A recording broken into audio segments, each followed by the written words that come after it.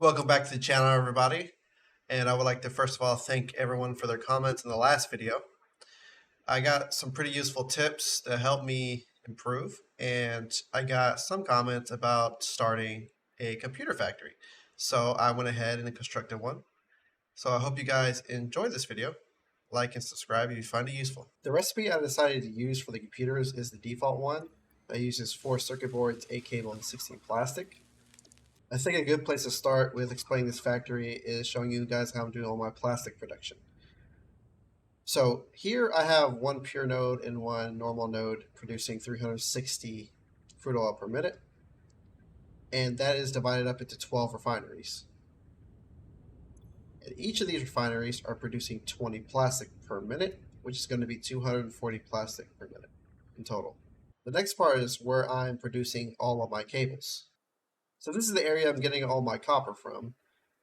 It is located here on top of this hill, and it's not too far from the main factory. It's the closest node I found that's able to keep up with the amount of cable that I need. So I'm using Mark II miners, and each of these miners are producing 60 copper per minute.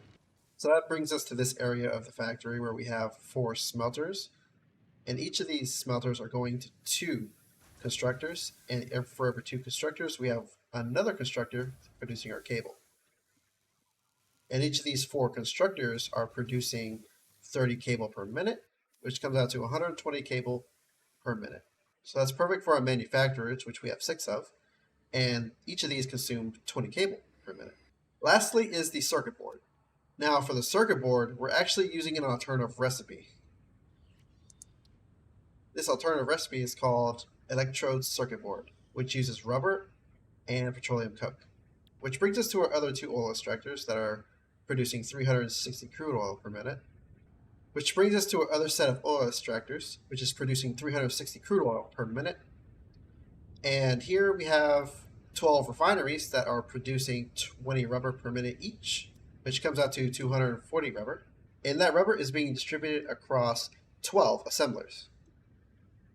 Now for the last ingredient we need, which is the petroleum coke. Now thankfully, the refineries produce a byproduct called heavy oil residue, which we can then use in another set of refineries that produce petroleum coke. For every 4 refineries we have on our plastic side of the factory, we're producing 40 heavy oil residue, which the recipe for petroleum coke consumes 40 heavy oil residue per minute. And that produces 120 petroleum coke per minute. On our rubber side of the factory, we're only going to need 2 of these refineries to go into 1 of these petroleum coke refineries. So we're only going to need 4 of these refineries producing petroleum coke because we only need 480 petroleum coke per minute. So what I decided to do with the rest of the heavy oil residue is produce fuel with it. And that's able to supply fuel for 7 generators. However, the last generator is actually going to have a 66.6667 clock speed. Also, on the plastic side of the factory, I had to clock one of these at 33% because we're only producing 20 heavy oil residue per minute going into this refinery, so I had to clock it back in order to fuel all 7 of these generators. Now all that's left is to funnel all of these components into the assemblers and then finally into the manufacturers.